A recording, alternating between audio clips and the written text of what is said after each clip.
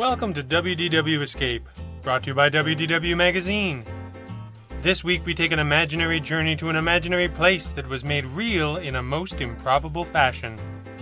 Join us as we imagine Pandora, the world of Avatar.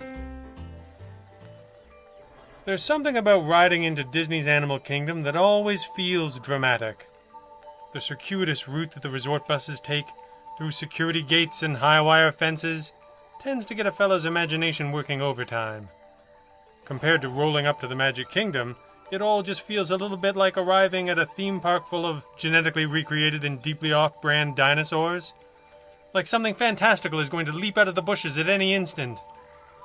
Moments later, the bus pulls up to the oasis, and that oh-so-very Disney aura of safety and comfort returns. But the ride-in always gets my pulse rolling better than a strong cup of espresso, and I look forward to it. That must have been why I was craning my neck to see past the crowds on that particular morning, years ago, long before social and distancing were ever used in the same sentence. There was a child on my lap and a family from Denver squeezed in beside us, and I couldn't get much of a look, but there was something new out there. Something big. It rose above its surroundings, a nonsensical structure of girders that seemed to serve no clear purpose, at least not one that I could imagine. I turned to my wife, who had a child in her own lap. "I think they're building something," I said, as if there were ever a time when Disney Imagineers were not. "Something big."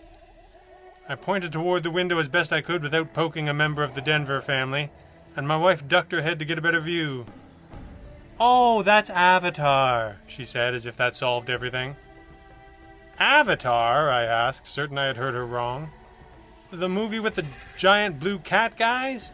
That isn't even a Disney movie," because of course back then it wasn't. My wife shrugged and smiled. "I don't know what to tell you," she said. "They're making an Avatar land, I guess. Those must be the flying mountains." I must have looked astonished, because she tried to explain. "You remember where they flew the dragon things?" "I remember," I insisted. "But flying mountains aren't a thing that you build. The whole movie happened inside a computer. You can't just—" "Don't say it," she warned with another smile. "You were about to say that Disney can't actually build an entire alien planet in the middle of a theme park, and I think you know that they can." She was right, of course, but luckily I didn't have to say so, because at that moment my son piped up. "What's Avatar?" he asked. "We'll show it to you when we get back home," his mother promised. I looked again at the stack of random girders that was apparently destined to be a floating mountain. "Probably no hurry," I said.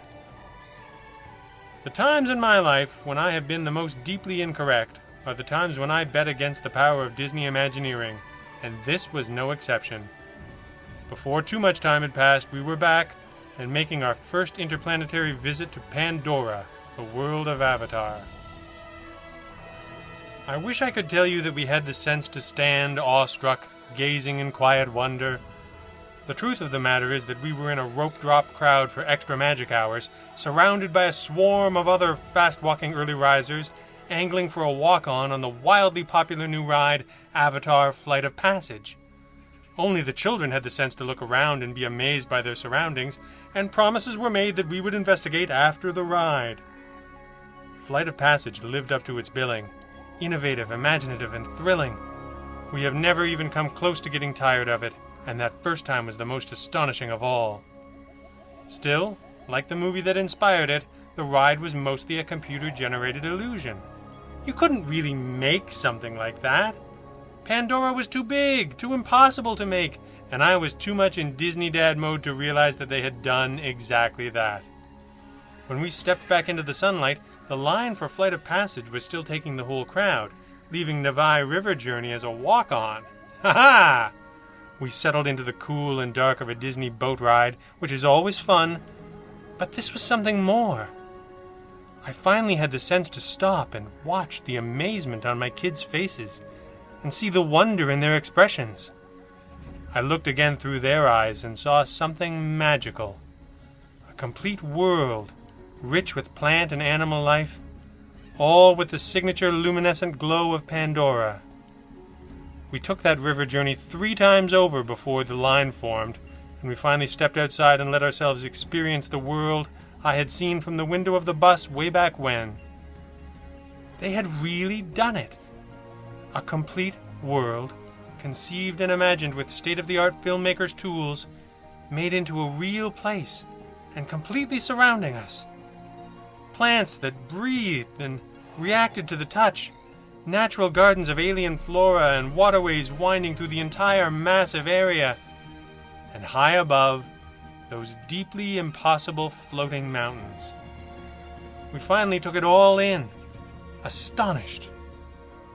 The film was an environmental allegory, but one that included a lot of machine guns and exploding helicopters, and I couldn't imagine how one would work without the other. But the Imagineers clearly could. They set the timeline in Pandora a generation after the events of the movie, showing this astonishing world with the balance restored, and providing a vision of how civilizations could interact with respect for one another and for nature. "I want to come back here at night," my wife insisted. And I didn't argue. It was probably going to be pretty spectacular. And so we departed for a day full of safari treks, musical extravaganzas, time-traveling dinosaurs, and river raft adventures, everything we had come to expect and love about Disney's Animal Kingdom. It was a great day, like every visit. But we had never stayed at Animal Kingdom into the night before. It was a daytime park to us. Could Pandora at night possibly change that?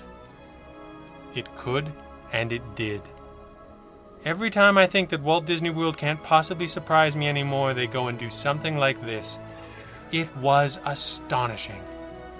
The world we had found so interesting in the morning was now aglow, pulsating with light and life like a complete living thing. It was breathtaking. Everything was a part of the whole. The imaginary environment was brought to life on a massive scale. It surrounded us. 12 acres, complete in every direction, including up to the top of those impossible floating mountains. We were captivated. This was no theme park. It was an alien world, a land of pure imagination. It was a completely different experience than the Animal Kingdom we already loved, and we just wandered and shared the amazement of it all. I couldn't help but think of that view from the bus window years before, and how that stack of girders had transformed into a complete natural world, built and powered by the imaginations and hard work of more people than we could count. They shared a vision of a world brought into balance through respect and care for nature. It had once seemed impossible, but I had learned to never use that word where Disney was concerned.